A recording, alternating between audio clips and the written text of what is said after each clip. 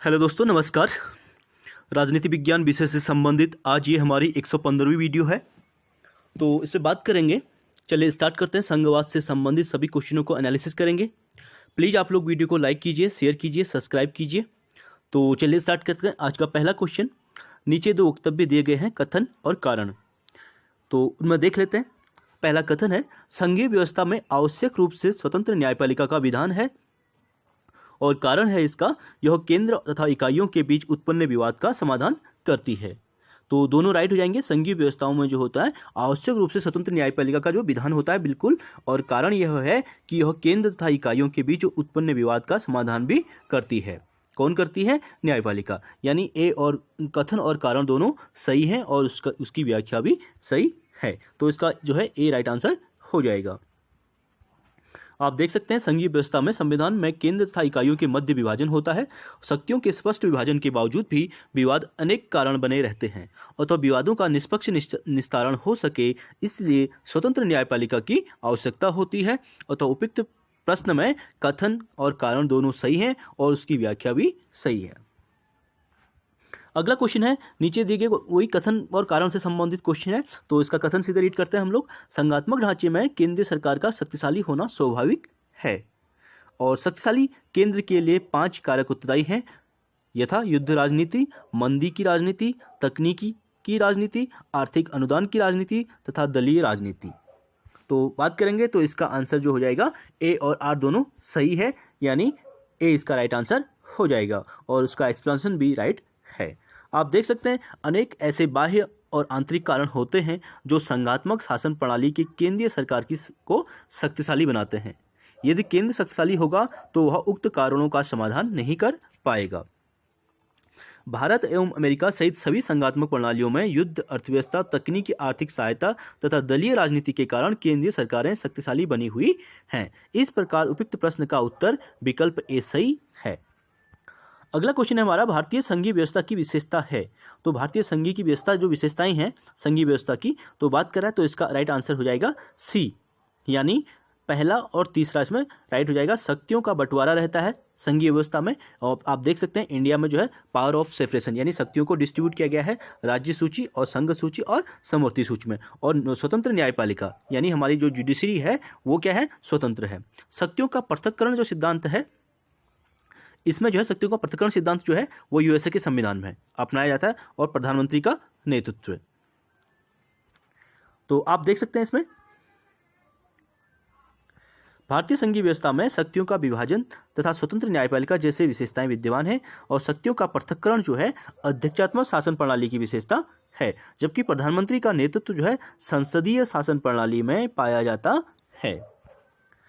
अगले क्वेश्चन की बात करेंगे, संघात्मक व्यवस्था का मुख्य लक्षण है। तो पूछा गया है, तो संघात्मक जो व्यवस्था है उसका मुख्य लक्षण क्या है? संविधान की सर्वोच्चता, यानी डी इसका राइट आंसर हो जाएगा। आप देख सकते हैं, संघात्मक शासन व्यवस्था में केंद्र एवं इकाइयों के बीच शक्तियों के विभाजन का स्रोत संविधान है, इसीलिए इस प्रकार की शासन प्रणाली में संविधान को सर्वोच्च माना जाता है। अगला क्वेश्चन है हमारा, निम्नलिखित में से संघीय व्यवस्था या संघीय शासन की विशेषता है, तो कौन सी हो जाएगी? केंद्र तथा इकाई के बीच शक्तियों का विभाजन, यानी डी इसका राइट आंसर हो जाएगा। अगले क्वेश्चन की बात करेंगे, निम्नलिखित में से क्या भारतीय संघवाद का अनिवार्य लक्षण नहीं है? तो भारतीय संघवाद का जो अनिवार्य लक्षण नहीं है वो एकात्मक सरकार, यानी ए इसका राइट आंसर हो जाएगा। बाकी शक्तियों का विभाजन, संविधान की सर्वोच्चता और न्यायालयों का प्राधिकार जो है भारतीय संघवाद का जो है अनिवार्य लक्षण है। आप देख सकते हैं, भारतीय संघवाद के अनिवार्य लक्षणों में एकात्मक सरकार सम्मिलित नहीं है। भारत में दोहरी सरकार है, यानी स्टेट और केंद्र की, और राज्य की सरकार एवं केंद्र की सरकार, इन दोनों सरकारों के मध्य ही शक्तियों का विभाजन होता है। दोनों ही सरकारें संविधान द्वारा प्रदत्त शक्तियों के प्रयोग में एक दूसरे से क्या होते हैं? स्वतंत्र होती हैं। अगले क्वेश्चन की बात करेंगे, जब शब्द जो है फेडरलिज्म फोर्डस से ग्रहण किया गया है तो किस भाषा से लिया गया है? तो जो फेडरलिज्म शब्द है वो फोर्डस शब्द जो है लैटिन भाषा से लिया गया है, यानी बी इसका राइट आंसर हो जाएगा। आप देख सकते हैं, फेडरलिज्म शब्द लैटिन भाषा के फोर्डस से ग्रहण किया गया है। नेक्स्ट क्वेश्चन की बात करेंगे, निम्नलिखित में से अमेरिका की संघ राज्य पद्धति की विशेषता नहीं है। तो अमेरिकी संघ की बात कर रहा है, तो इसका सी राइट आंसर हो जाएगा। न्यायिक संगठन के 3 समुच्चय की बात इसमें नहीं की गई है। बाकी शक्ति का विभाजन, सर्वोच्च न्यायालय का अस्तित्व और लिखित संविधान अमेरिका की संघ राज्य पद्धति की विशेषता है। नेक्स्ट क्वेश्चन की बात करेंगे, आप देख सकते हैं अमेरिकी संविधान में शक्ति का विभाजन जो है, सर्वोच्च न्यायालय का अस्तित्व एवं लिखित संविधान आदि विशेषताएं हैं, किंतु न्यायिक संगठन के 3 समुच्चय इसकी विशेषता नहीं है। अन्य महत्वपूर्ण तथ्यों की बात करें तो अमेरिका का जो संविधान बना था, फिलाडेल्फिया सम्मेलन 1787 के अंतर्गत बना था। फिलाडेल्फिया सम्मेलन जो हुआ था 1887 में हुआ था। इसके माध्यम से अमेरिका के जिस संविधान का निर्माण हुआ उसकी विशेषताएं जो है इस प्रकार दी गई हैं। आप देख सकते हैं लिखित संविधान, संघात्मक संविधान, अवरोध तथा संतुलन का संबंध सरकार के 3 अंगों के मध्य है और अध्यक्षात्मक शासन प्रणाली पाई जाती है। संविधान जो है संक्षिप्त है, इसमें मात्र जो है कितने अनुच्छेद हैं, यूएसए के कॉन्स्टिट्यूशन में मात्र 7 अनुच्छेद हैं। और भारत की बात करें 395 और अनम्य संविधान प्रतिनिधि गणराज्य की बात करता है, न्यायिक सर्वोच्चता की बात करता है, शक्ति विभाजन सिद्धांत को एक्सेप्ट करता है और मौलिक अधिकारों की बात करता है। संविधान की सर्वोच्चता की बात की जाती है और जनता की प्रभुत्व शक्ति संपन्नता की बात भी इसमें की जाती है। और लूट प्रथा, यहाँ पे स्पॉइल सिस्टम चलता है, यहाँ पे लूट प्रथा यहाँ पे बहुत अधिक मात्रा में चलती है। और दोहरी नागरिकता यानी अंतिम है इसका दोहरी नागरिकता, ड्यूअल सिटीजनशिप का प्रयोग यूएसए के कॉन्स्टिट्यूशन में किया गया है, यानी राज्य की आपको सिटीजनशिप जो है अलग से मिलती है और केंद्र की अलग से मिलती है। अगले क्वेश्चन की बात करेंगे, संघीय व्यवस्था में प्राय निम्न की आवश्यकता होती है, तो लिखित संविधान और शक्ति विभाजन की, इसका ए राइट आंसर हो जाएगा। आप देख सकते हैं अगले क्वेश्चन की बात करेंगे, निम्नलिखित में से कौन सी एक संघवाद की विशेषता नहीं है, तो संघवाद की विशेषता संघ से अलग होने का अधिकार इसमें नहीं है। तो संघ से अलग होने का जो अधिकार है संघवाद की विशेषता नहीं है। तो प्लीज आप लोग वीडियो को सभी एक बार लाइक कीजिए। इसका एक्सप्लेनेशन देख लेते हैं। संघ से अलग होने का या विलग होने का अधिकार किसी भी संघात्मक प्रणाली की विशेषता नहीं है। सोवियत रूस जैसे महापरिसंघ वाली अर्थव्यवस्थाओं में इकाइयों को यह अधिकार प्राप्त है। दोहरी नागरिकता के संबंध में यह विवाद का विषय है। इसे संघात्मक व्यवस्था की विशेषता माना जाए या नहीं, भारत और कनाडा की इकहरी नागरिकता है। फिर भी संघात्मक व्यवस्थाएं हैं, इस संबंध में यह माना जा सकता है कि दोहरी नागरिकता संघात्मक प्रणाली की विशेषता तो है परंतु मूल विशेषता नहीं है। अगले क्वेश्चन की बात करेंगे, संयोगी संघवाद का उदाहरण है, तो सहयोगी संघवाद का जो उदाहरण है वो अमेरिका यानी ए इसका राइट आंसर हो जाएगा। सहयोगी संघवाद का उदाहरण अमेरिकी संघ है क्योंकि यहाँ पर राज्यों ने आपस में मिलकर संघ की रचना की है। अगला क्वेश्चन है हमारा, निम्नलिखित में से कौन भारतीय संघवाद को सहयोगी संघवाद के रूप में परिभाषित करता है, तो सहयोगी संघवाद के रूप में जो परिभाषित करते हैं ग्रेनुले ऑस्टिन यानी डी इसका राइट आंसर हो जाएगा। आप देख सकते हैं ग्रेनुले ऑस्टिन ने अपनी पुस्तक द इंडियन कॉन्स्टिट्यूशन में भारतीय संघवाद को सहयोगी संघवाद के रूप में परिभाषित किया है। यानी ग्रेनुले ऑस्टिन ने जो बुक लिखी थी द इंडियन कॉन्स्टिट्यूशन, उसी में जो भारतीय हमारे संघवाद को सहयोगी संघवाद कहा था। इसके अनुसार भारत में प्रबल केंद्रीय सरकार है, फिर भी इसका निर्माण, इसका परिणाम यह नहीं कि प्रांतीय सरकारें कमजोर होकर केंद्रीय राजनीति के प्रशासनिक अभिकरण मात्र ही बन जाए। अगला है, भारतीय और अमेरिकी संघवाद में जिस बिंदु पर समानता पाई जाती है वह कौन सा है, तो इसका राइट आंसर हो जाएगा डी। केंद्र और राज्यों के बीच विवाद होने पर सर्वोच्च न्यायालय का पंचायत करना यानी सर्वोच्च न्यायालय का निर्णय करना, ये दोनों यूएसए के कॉन्स्टिट्यूशन में और इंडिया के कॉन्स्टिट्यूशन में ये दोनों में समानता पाई जाती है, यानी डी इसका राइट आंसर हो जाएगा। आप देख सकते हैं भारत और अमेरिकी संघवाद में केंद्र तथा राज्यों के मध्य विवाद होने पर सर्वोच्च न्यायालय द्वारा उसे सुलझाया जाता है। अन्य महत्वपूर्ण तथ्यों की बात करेंगे तो पूर्ण विकसित संघात्मक शासन प्रणाली में 3 विशेषताएं जो है मैंडेटरी पाई जाती हैं। एक संविधान की सर्वोच्चता, दूसरी है संघीय सरकार एवं संघ की इकाइयों के मध्य शक्तियों का वितरण और तीसरा है एक सर्वोच्च न्यायिक सत्ता का अस्तित्व ताकि संघ एवं उसकी इकाइयों के बीच कोई विवाद पैदा होने पर उसका समाधान कर सके। अगले क्वेश्चन की बात करेंगे, भारतीय संघवाद अमेरिकी संघवाद से इसलिए निकट है क्योंकि दोनों देशों में क्या होता है, एक सर्वोच्च न्यायालय है, यानी बी इसका राइट आंसर हो जाएगा। अगले क्वेश्चन की बात करेंगे, निम्नलिखित में से किसने भारतीय संघवाद को सौदेबाजी का संघ कहा था, तो सौदेबाजी का संघ जो है मॉरिस जोन्स के द्वारा कहा गया था।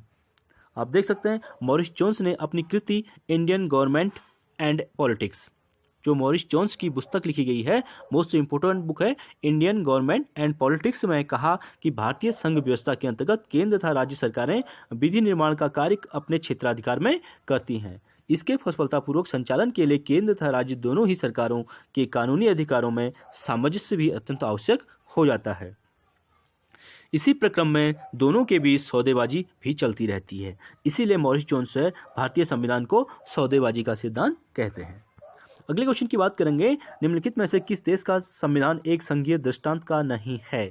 तो ग्रेट ब्रिटेन का संविधान एक संघीय दृष्टांत का नहीं है, यानी संघीय जो जहाँ पे ग्रेट ब्रिटेन का नाम आएगा वहाँ पे एकात्मक आप देख सकते हैं। ग्रेट ब्रिटेन में एकात्मक शासन प्रणाली पाई जाती है और ब्रिटेन में समस्त शक्तियाँ केंद्र में निहित होती हैं। इसके विपरीत संयुक्त राज्य अमेरिका, स्विट्जरलैंड, ऑस्ट्रेलिया तथा भारत में संघात्मक शासन प्रणाली पाई जाती है। नेक्स्ट क्वेश्चन की बात करेंगे, निम्नलिखित युग्मों में से कौन सा युग्म सही सुमेलित नहीं है पूछा गया है। भारत संघात्मक बिल्कुल राइट हो जाएगा, ऑस्ट्रेलिया भी संघात्मक, आपने एक्सप्लेनेशन अब रीड किया, ये भी राइट हो जाएगा, अमेरिका संघात्मक, ये भी राइट हो जाएगा, लेकिन ब्रिटेन जो है एकात्मक होना चाहिए था, यहाँ पे संघात्मक दिया है इसलिए ये रॉन्ग हो जाएगा। अगला क्वेश्चन है हमारा, आप देख सकते हैं इसका एक्सप्लेनेशन, भारतीय संघवाद के उदाहरण को सर्वोत्कृष्ट किस नाम से विश्लेषित किया जा सकता है? तो भारतीय संघवाद के उदाहरण को सर्वोत्कृष्ट जो है किस नाम से, अर्ध संघवाद के रूप में विश्लेषित किया जा सकता है, यानी सी इसका राइट आंसर हो जाएगा। आप देख सकते हैं भारतीय संघवाद को अर्ध संघवाद के रूप में विश्लेषित किया जा सकता है। केसी ह्यूअर ने अपनी पुस्तक मॉडर्न कॉन्स्टिट्यूशन, केसी ह्यूअर की जो बुक है मॉडर्न कॉन्स्टिट्यूशंस में भारतीय संघवाद को अर्ध संघीय प्रणाली कहा गया है, अर्थात ये आधा संघीय है आधा एकात्मक है, ये केसी ह्यूअर के द्वारा कहा गया था। उच्चतम न्यायालय ने ऑटोमोबाइल ट्रांसपोर्ट में हमारे संविधान को परिसंघीय बताया है और केशवानंद भारती केस जो 1973 में हुआ था उसमें जो है परिसंघीय संरचना को आधारभूत लक्षण बताया गया है। और 1983 में गठित सरकारी आयोग जो केंद्र और राज्यों के संबंधों पर विचार करता है ने भी भारतीय संविधान को परिसंघीय माना है। और तो भारतीय संविधान परिसंघीय अर्थात अर्ध संघीय यानी क्वासी फेडरल है। ज्ञातव्य है कि प्राचीनतम संघवाद का उदाहरण अमेरिका में मिलता है, वह संघवाद की जननी है। अगले क्वेश्चन की बात करेंगे, निम्नलिखित में से कौन एक भारतीय संघीय व्यवस्था का लक्षण नहीं है? तो भारतीय संघीय व्यवस्था का लक्षण राष्ट्रपति का नेतृत्व इसमें नहीं है, बी इसका जो है रॉन्ग हो जाएगा। बाकी ए शक्तियों का विभाजन, एक लिखित संविधान और स्वतंत्र न्यायपालिका, ये तीनों राइट हो जाएंगे। आप देख सकते हैं भारतीय संघीय व्यवस्था के प्रमुख लक्षण क्या है, शक्तियों का विभाजन, लिखित संविधान, स्वतंत्र न्यायपालिका। राष्ट्रपति का नेतृत्व किसी भी शासन प्रणाली में संभव नहीं है, चाहे वह एकात्मक हो या संघात्मक हो। अगला क्वेश्चन है, निम्नलिखित में से किस एक देश में एकात्मक शासन व्यवस्था नहीं है? तो एकात्मक शासन व्यवस्था किसमें नहीं है? ऑस्ट्रेलिया में। ऑस्ट्रेलिया में जो है संघात्मक शासन व्यवस्था पाई जाती है, बाकी फ्रांस, चीन और जापान में एकात्मक शासन व्यवस्था है। आप देख सकते हैं ऑस्ट्रेलिया में एकात्मक शासन व्यवस्था नहीं है, वहाँ संघात्मक व्यवस्था है। और संघात्मक शासन व्यवस्था वाले अन्य देशों की बात करेंगे तो संयुक्त राज्य अमेरिका, कनाडा, भारत, जर्मनी और स्विट्जरलैंड। और एकात्मक शासन व्यवस्था वाले देशों में बात करेंगे तो सबसे पहले ब्रिटेन का नाम आएगा और उसके बाद यूरोपीय कंट्री में फ्रांस और उसके बाद एशिया की बात करें तो चाइना। तो अगला क्वेश्चन है हमारा, नीचे दी गई शासन प्रणालियों को उनके आवश्यक गुणों से मिलाने की बात कर रहा है। तो शासन प्रणाली और आवश्यक गुण देख लेते हैं इसको। तो इसका राइट आंसर हो जाएगा बी। तो बी वाला है इसका राइट आंसर। तो देख लेते हैं इसको। कैबिनेट शासन प्रणाली का संबंध जो है सामूहिक उत्तरदायित्व से है और अध्यक्षात्मक शासन प्रणाली का संबंध जो है शक्ति पृथक्करण से हो जाएगा जो यूएसए के कॉन्स्टिट्यूशन से संबंधित है। और संघात्मक शासन प्रणाली का संबंध जो है शक्ति विभाजन से हो जाएगा। और एकात्मक शासन प्रणाली का संबंध जो है किससे? शक्तियों के संकेंद्रण से। एकात्मक शासन प्रणाली में जो है केंद्र पावरफुल होता है, इसलिए शक्तियों के संकेंद्रण से हो जाएगा। आप एक्सप्लेनेशन इसको रीड कर सकते हैं। अगले क्वेश्चन की बात करेंगे, निम्न में से किस देश में संसदीय और अध्यक्षीय स्तर की सरकारों का सम्मिश्रण विद्यमान है? तो ये किसमें है? फ्रांस में, यानी 20 का राइट आंसर हो जाएगा। जनरल डी गॉल द्वारा निर्मित फ्रांसीसी संविधान जो 4 अक्टूबर 1958 से लागू हुआ वह फ्रांस के पंचम गणतंत्र का संविधान कहलाता है। इसमें संसदीय एवं अध्यक्षीय शासन प्रणालियों में समन्वय स्थापित कर अपनाया गया है, इसलिए फ्रांस के संविधान को संसदीय और अध्यक्षीय तरह की सरकारों का सम्मिश्रण आप कह सकते हैं। अगले क्वेश्चन की बात करेंगे, निम्नलिखित युगों में से कौन सा सही नहीं है पूछ रहा है। तो बात करेंगे ब्रिटेन एकात्मक बिल्कुल राइट हो जाएगा, अमेरिका एकात्मक ये रॉन्ग हो जाएगा, ऑस्ट्रेलिया संघात्मक बिल्कुल राइट हो जाएगा और भारत की बात करेंगे तो संघात्मक ये भी राइट हो जाएगा। और अमेरिका एकात्मक कैसे हो सकता है? तो अमेरिका इसमें रॉन्ग हो जाएगा। आप देख सकते हैं अमेरिका में संघात्मक शासन प्रणाली है न कि एकात्मक। अमेरिका को आधुनिक संघवाद का जनक यानी संघवाद की जननी के नाम से भी जाना जाता है। अगले क्वेश्चन की बात करेंगे, संघ राज्य पद्धति का सार है कि वह केंद्र और राज्यों के बीच द्विमार्गीय यातायात है जो थोड़ी ही पारस्परिकता और सामंजस्य चाहता है। यदि ऐसी संघ व्यवस्था है तो उसे कहा जाएगा, उसे सहकारी संघ व्यवस्था कहा जाएगा, यानी सी इसका राइट आंसर हो जाएगा। आप देख सकते हैं संघात्मक व्यवस्था जिसमें केंद्र एवं राज्यों के मध्य परस्पर सहयोग, निर्भरता एवं सामंजस्य हो वह सहकारी संघवाद कही जा सकती है।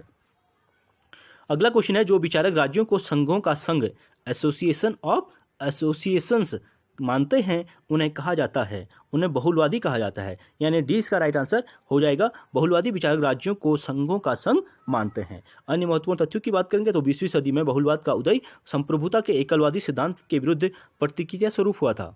बहुलवादियों के अनुसार राज्य कितना भी गरिमामयी शक्तिशाली हो परंतु वह समाज की अनेक संस्थाओं में से एक है। बहुलवादी न तो अराजकतावादियों वो श्रमाधिपत्यवादियों की भांति राज्य का अंत चाहते हैं, न ही वे राज्य को सर्वशक्तिशाली के रूप में स्वीकारते हैं। वे राज्य में सत्ता के केंद्रीकरण के विरुद्ध होते हैं। वे राज्य एवं समाज को पर्यायवाची नहीं मानते। उनके अनुसार राज्य समाज का एक समुदाय है अतः संप्रभुता में समाज के अन्य समुदायों की भी सहभागिता होनी चाहिए। ये बहुलवादियों का मानना है। वहीं लास्की की बात करेंगे तो लास्की भी बहुलवादी विचारक हैं। चूंकि समाज का स्वरूप संघात्मक है इसीलिए सत्ता का स्वरूप भी संघात्मक होना चाहिए, ये लास्की का कहना है। अगले क्वेश्चन की बात करेंगे, राज्य जो है संघों का एक संघ है, यह किसने कहा था? तो ये राज्य जो है संघों का एक संघ है, ये अरिस्टोटल के द्वारा यानी अस्तु के द्वारा कहा गया था। तो इसका राइट आंसर ए हो जाएगा। आप देख सकते हैं राज्य जो है परिवारों एवं ग्रामों का एक संघ होता है जिसका उद्देश्य एक पूर्ण एवं आत्मनिर्भर जीवन की स्थापना है। अरस्तु ने राज्य को संघों का संघ कहा है। संघीय व्यवस्था की सबसे प्रमुख विशेषता पूरी तरह उचित है और व्यवहारिक संवैधानिक प्रावधानों के जरिए संघ में शामिल होने वाले इकाई राज्यों को एक निश्चित सीमा की तक स्वायत्तता की गारंटी देना है। अगले क्वेश्चन की बात करेंगे, किस संविदावादी विचारक ने प्राकृतिक अवस्था का चित्रण शांति, सद्भावना, पारस्परिक सहायता और सुरक्षा की अवस्था के रूप में किया है? तो यहाँ पे इसका राइट आंसर जॉन लॉक हो जाएगा, यानी बी। सामाजिक समझौता सिद्धांत के विचारक लॉक के अनुसार प्राकृतिक अवस्था शांति, सद्भावना, पारस्परिक सहायता और सुरक्षा की अवस्था है। ये जॉन लॉक का मानना है। अन्य महत्वपूर्ण तथ्यों को आप रीड कर सकते हैं। अगले क्वेश्चन की बात करेंगे, अमेरिकी संविधान में बिल ऑफ राइट्स के संशोधन द्वारा जोड़ा गया था। तो बिल ऑफ राइट्स जो संशोधन जो है वो प्रथम 10 संशोधनों का एक संशोधन है जिसे बिल ऑफ राइट्स के नाम से जाना जाता है, यानी डी इसका राइट आंसर हो जाएगा। आप देख सकते हैं 1789 ईस्वी में प्रवर्तित मूल अमेरिकी संविधान में कोई पृथक अधिकार पत्र सम्मिलित नहीं था, परंतु जनता की मांग पर 1791 ईस्वी में संविधान में 10 संशोधन हुए थे जिनमें नागरिकों के अधिकारों का उल्लेख किया गया। इन्हीं संशोधनों के सामूहिक रूप को अधिकार पत्र यानी बिल ऑफ राइट्स कहा जाता है। अगला क्वेश्चन है हमारा व्यवस्थापिका से संबंधित। एक बार सभी आप लोग वीडियो को लाइक कीजिए। व्यवस्थापिका से संबंधित व्यवस्थापिका जनता की शिकायतों की समिति का कार्य करती है। तो किसके द्वारा कहा गया था? ये जे.एस. मिल के द्वारा कहा गया था, यानी बी इसका राइट आंसर हो जाएगा। अगले क्वेश्चन की बात करेंगे, भारत में विधायिका निम्न में से किस देश के नमूने पर निर्मित हुई है? तो भारत की जो विधायिका है वो ब्रिटेन देश के नमूने पर आधारित है, यानी इसका ए राइट आंसर हो जाएगा। आप देख सकते हैं भारत की विधायिका ब्रिटेन के नमूने पर निर्मित हुई है और विधायिका से आशय संसद से है। भारत की संसद राष्ट्रपति तथा दोनों सदनों यानी राज्यसभा एवं लोकसभा से मिलकर बनती है। और अन्य महत्वपूर्ण तथ्यों की बात करें तो संविधान पर जो विदेशी प्रभाव हुए हैं, मूल अधिकारों की बात करेंगे तो संयुक्त राज्य अमेरिका से लिए गए हैं। आपात उपबंध की बात करेंगे जर्मनी के बीमर संविधान से लिए गए हैं।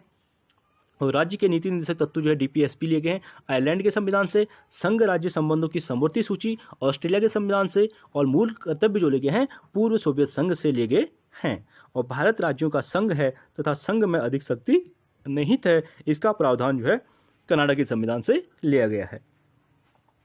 अगले क्वेश्चन की बात करेंगे, द्विसदनात्मक व्यवस्था वाला देश है। तो द्विसदनात्मक व्यवस्था वाला देश कौन सा है? भारत, यानी ए इसका राइट आंसर हो जाएगा। अगले क्वेश्चन की बात करेंगे, सामूहिक उत्तरदायित्व की विशेषता किस शासन पद्धति में पाई जाती है? तो ये भी संसदीय शासन प्रणाली में पाई जाती है जिसमें भारत में जो यह व्यवस्था विद्यमान है, यानी ए इसका राइट आंसर हो जाएगा। आप देख सकते हैं संसदीय प्रणाली में वास्तविक कार्यपालिका पर मंत्री परिषद में होती है और मंत्री परिषद सामूहिक रूप से लोकसभा के प्रति उत्तरदायी होते हैं और तो लोकसभा का विश्वास खोते ही मंत्री परिषद को त्यागपत्र देना पड़ता है।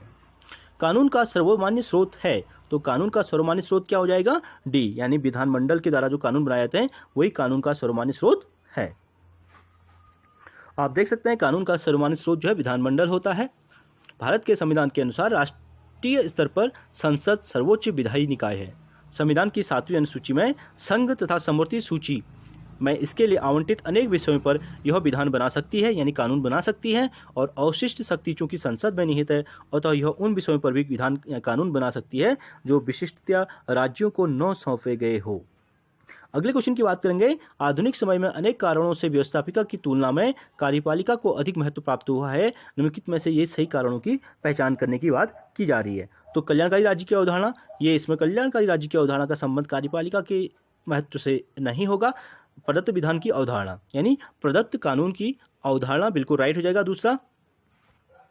और शासन के क्षेत्र में विशिष्ट ज्ञान की अवधारणा, ये भी राइट हो जाएगा। और प्रशासन की बढ़ती जटिलताएं भी राइट हो जाएगा, यानी इसका दूसरा, तीसरा और चौथा राइट हो जाएगा। सी इसमें राइट हो जाएगा। आप देख सकते हैं प्रदत्त विधान की अवधारणा का आशय हमारी संसदीय लोकतंत्रात्मक प्रणाली में कार्यपालिका को प्रदत्त अधिकार से है, और इस प्रणाली के तहत संघ की कार्यपालिका शक्ति का विस्तार उन विषयों तक होगा जिनके बारे में संसद कानून बना सकती है, और सभी अधिकारों के प्रयोग तक होने को जो किसी अंतर्राष्ट्रीय संधि या करार के आधार पर भारत सरकार को प्राप्त होंगे, ये आर्टिकल 73 में कहा गया है। आप इसका एक्सप्लेनेशन जो है आप रीड कर सकते हैं। अगले क्वेश्चन की बात करेंगे। भारत एक गणतंत्रात्मक राज्य है क्योंकि भारत जो है गणतंत्रात्मक राज्य है क्योंकि उसमें राज्याध्यक्ष निर्वाचित किया जाता है, इसीलिए जो है भारत एक गणतंत्रात्मक राज्य है। यानी वंशानुगत ना होकर उसमें राज्याध्यक्ष यानी जो मुख्य व्यक्ति होता है उसको निर्वाचित किया जाता है। आप देख सकते हैं इसका एक्सप्लेनेशन। गणतंत्र का आशय है कि राष्ट्र का प्रधान यानी निर्वाचित प्रत्यक्ष तो अप्रत्यक्ष होता है, वह वंशानुगत नहीं हो सकता, उसे ही संघात्मक व्यवस्था कहते हैं या गणतंत्रात्मक व्यवस्था कहते हैं। कूले के अनुसार गणराज्यीय शासन प्रणाली जन निर्वाचित प्रतिनिधियों की शासन प्रणाली होती है। वहीं न्यायमूर्ति हियातुल्लाह जो हमारे सर्वोच्च supreme court of chief justice of India थे, उनके द्वारा भी कहा गया है कि गणराज्य एक ऐसा राज्य होता है जिसमें अंतिम विश्लेषण में सर्वोच्च शक्ति जनता में न कि राजा जैसे किसी एक व्यक्ति में निहित होती है।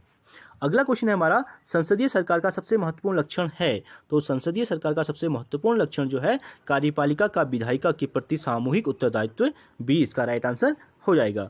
आप देख सकते हैं संसदीय सरकार का सबसे महत्वपूर्ण लक्षण कार्यपालिका का विधायिका के प्रति सामूहिक उत्तरदायित्व है।